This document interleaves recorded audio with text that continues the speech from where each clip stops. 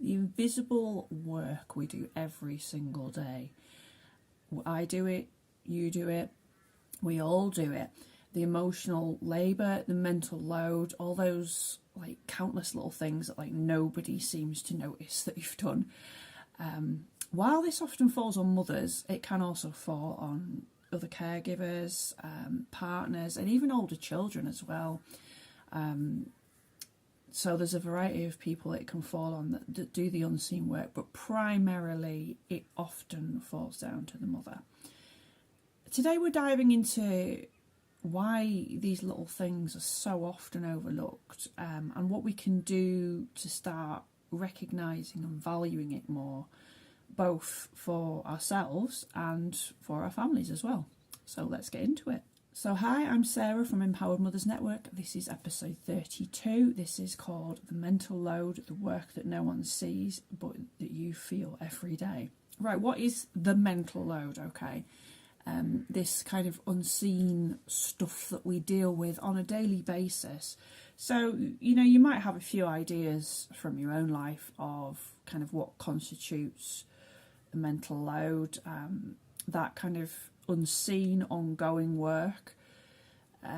It's often sort of organising and planning and just the managing of daily life. And whilst sometimes when we discuss that, it doesn't, you know, seem like really a big thing. It's like, well, everybody manages daily life, you know, but obviously as parents, as caregivers and as mothers, it all adds up, having to manage the life of not just yourself, but, you know, many other people as well. And also the kind of also managing the sum of all the moving parts. So you've got kind of your life and then your children's lives and how that interacts. So there's kind of the unseen tasks to do with that as well. And it's not just about physical tasks. So, you know, if you've got babies or whatever, physical task would be something like changing nappies. But there's also like the constant thinking and planning and emotional labour as well. I think even beyond the sort of mental load of planning, like kids and school admin and schedules and things, even beyond that, there's quite a lot of emotional labour that we often carry as well, which is often really overlooked.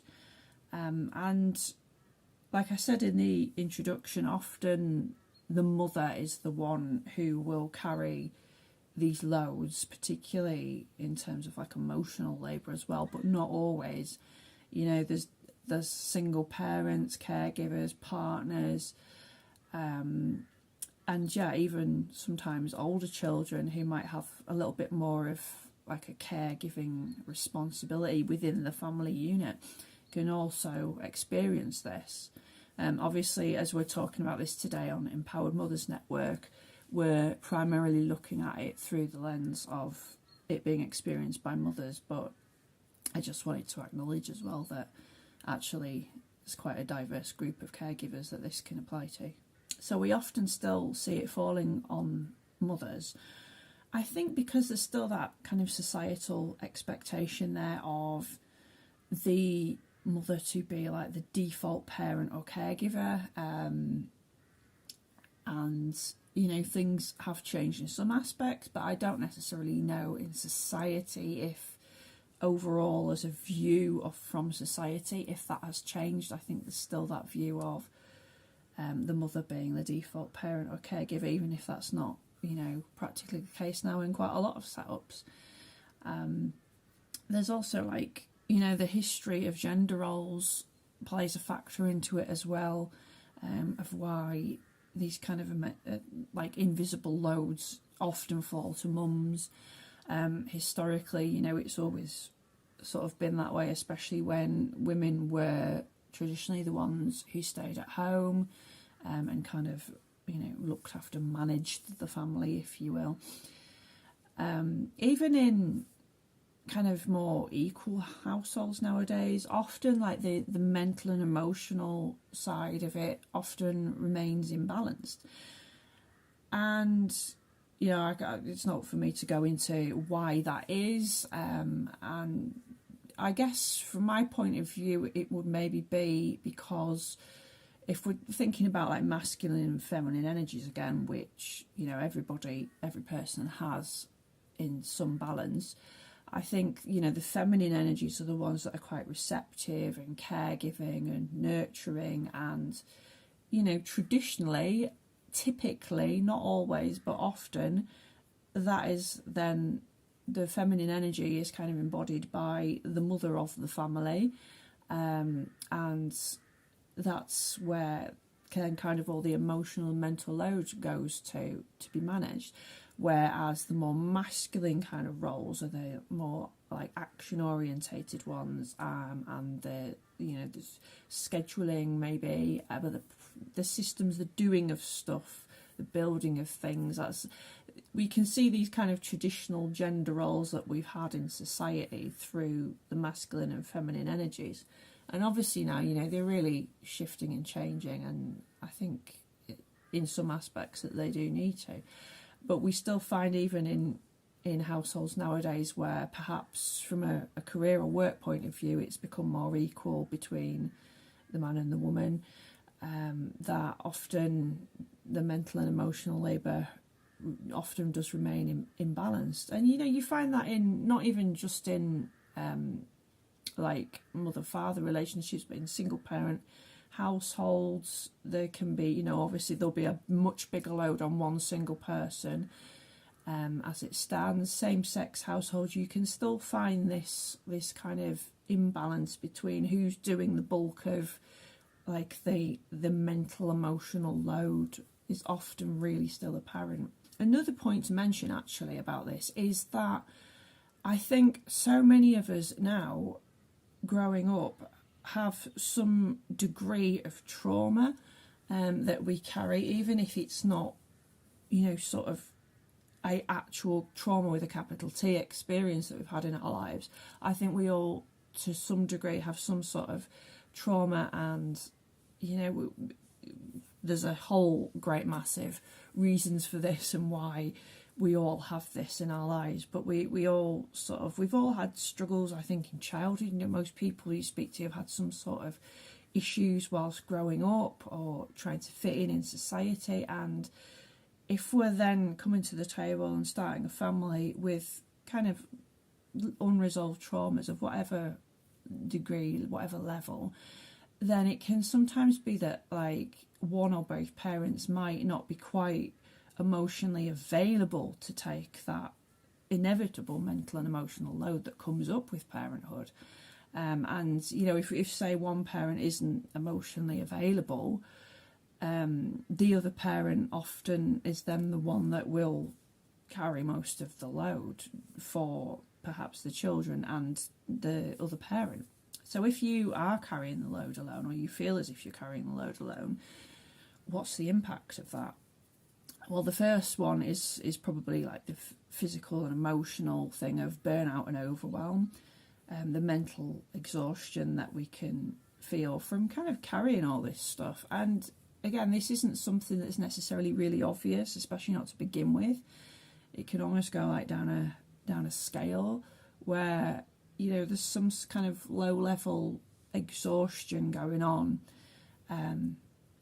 You know, it might just start as like exhaustion by mid-afternoon on the end of each day type of thing, and you just have that low level of just feeling constantly like you're not quite there, you're not quite running at 100%, your battery's always depleted to some degree, and even every time you try and charge up it's not getting to 100%, and that just absolute exhaustion can then eventually manifest if it, you know, it's a bit like a snowball, and it's rolling down the hill, and then it's just gaining more and more snow, and then you get to the point where you do just burn out, or you'll just snap and absolutely lose it, and everyone around you is going, well, what triggered that off?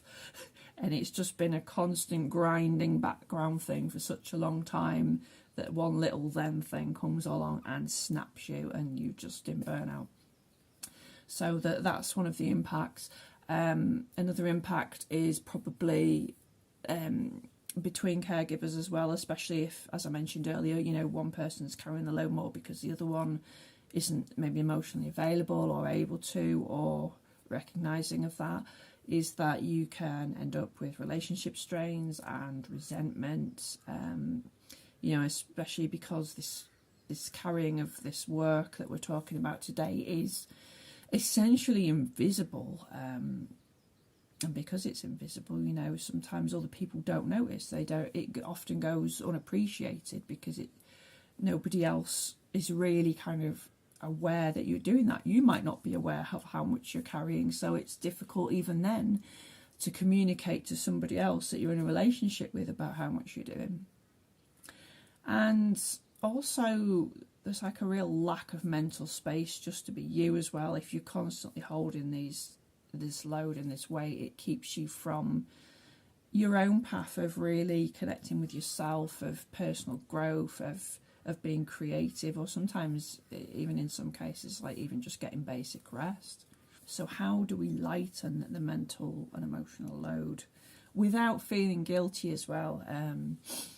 Because guilt is such, I've talked about this in so many podcasts, but guilt is such a massive emotion for mums and caregivers, and we can't get rid of it. Basically, it's going to come up, and it's just learning to kind of sit with that and recognise it and realise when guilt comes and wanders in the door towards us, and knowing how to deal with it once it does come towards us, and how to sit with it rather than just letting it take over the place.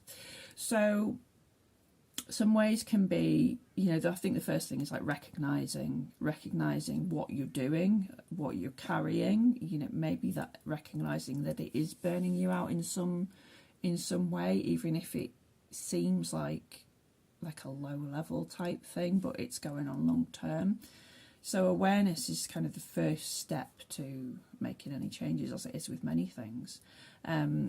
Communication strategies as well. So, if you can start being aware of how much you're carrying, and then kind of if you've got another caregiver as well, like a partner, being able to really communicate, that you may be struggling in some degree. There's an element of like vulnerability to this as well, to admit, to say, oh, I'm carrying all this stuff and I can't do it alone. And it can feel vulnerable to talk about that with somebody else when it's not something physically tangible as well. That often brings up quite a lot of vulnerability in us. So you're finding some practical ways to share the load without it becoming like another task to manage as well, without it being a kind of self-fulfilling thing where you're trying to manage certain tasks or schedules or admin or whatever, and then you've got another task to do, which is delegating or whatever to manage these tasks. So you don't want it to mount up, but some degree of communication, even if it's like if you don't have anyone to kind of offload the load with, then it might be that you have like a friend or somebody you can talk to and just kind of let off steam from when it does get too much to carry. Just somebody who's there and able to listen to you, just let off a bit of steam. And letting go of perfection as well. Sometimes the option isn't there to delegate, and sometimes it is. So if it is, that's great. You might be able to delegate some tasks, as well as your children get older, maybe working on, and this is a big one for me, is working on, as they get older, delegating a bit more stuff to them that they can manage in their own lives, and giving them a bit more responsibility, because they love having responsibility. And it's that dance between, as they get older, between how much responsibility you give them, how much they're ready for, and how much you're ready to let go of, which is also really difficult. So yeah, as I like accepting help as well from people that might be, again, the parent-child dynamic, or accepting help from a wider circle than the immediate family. It might be family, friends, the wider community, and also shifting priorities as well. Sometimes we want to have it all and do it all and be it all, but we can't.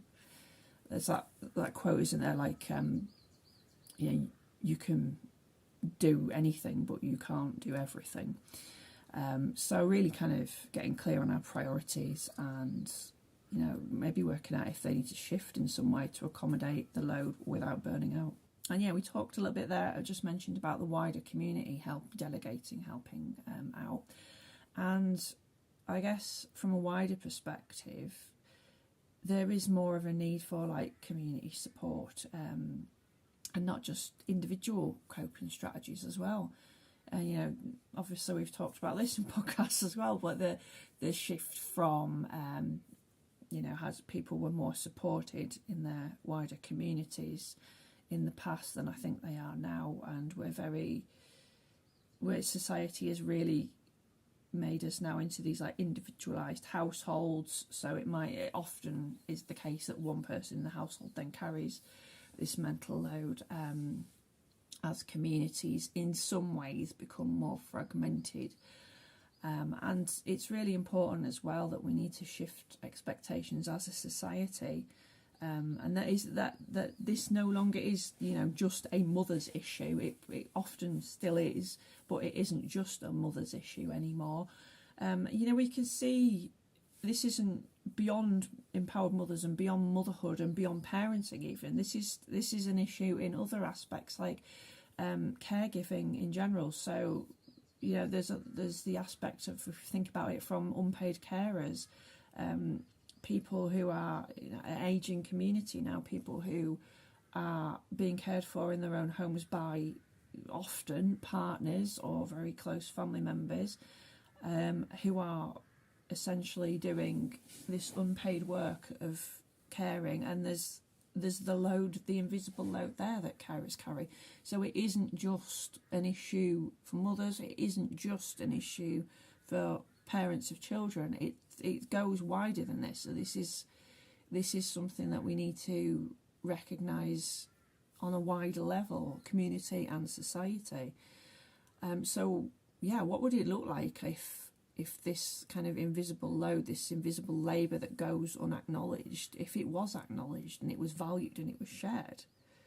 So yeah, in conclusion, if you really resonate with this, that you do feel burnt out and you do feel like unrecognised and unseen and unheard because you're carrying all this stuff for you and yourself and your family and your kids and your partner, and you just feel completely invisible in this world and burnt out for it, and maybe even confused and resentful, then it's important to it's important to find ways where you can be seen and be heard and recognised, and know that you aren't alone in this, and that it's not a personal failing. It's not something that you've done wrong. It's not because you've not got enough resilience to cope with the situation and you need to get more rest, or you need to watch your hormones, or you need to just do this, that and the other. It's nothing that you need to do per se. It's not your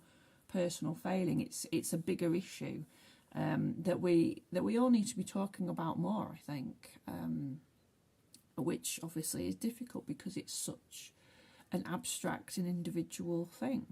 So what do you feel that you carry that nobody really sees or recognises? Is there anything you can focus on just for this week to let go of? So it might be like a task you could delegate, or even like a conversation you could have, or just arranging a coffee date with a friend to just say, hey, I need to chat about this. I'd like to chat about this with you. I'd like to listen to your point of view as well, if you're feeling the same stuff, and just to kind of blow off some steam, really. So I hope you enjoyed today's podcast. As ever, it's on YouTube. You can also listen to it on Spotify and Apple Podcasts and all the major podcast distributors if you prefer the audio version. I'm just hitting the curtain if you're watching on YouTube. Please follow us on social media as well if you haven't already. Empowered Mothers Network is on Facebook and Instagram. I tend to post a little bit more on Instagram now.